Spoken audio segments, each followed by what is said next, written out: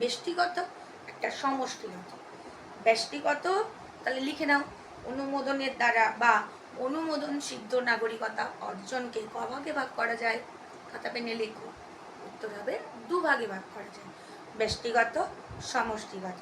ব্যষ্টিগত কি বলছে? কোনো রাষ্ট্রের নাগরিক, ধরো আমরা ইন্ডিয়া থেকে কেউ ব্রিটেনে গেছে, সেখানে সে অনেক বছর ধরে সার্ভিস করছে, এবার সে চাইছে যে আমি এই দেশে যখন চাকরি বাকরি করছি তাহলে আমি এই দেশে থেকে যাব, তো সেই অনুযায়ী সে সেই দেশের নাগরিক হতে চায়।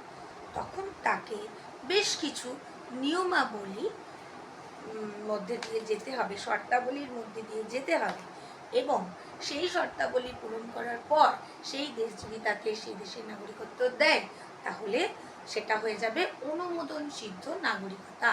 কিন্তু আমাদের ভারতবর্ষে ধরো, আমি আগের দিন বলছিলাম, যেমন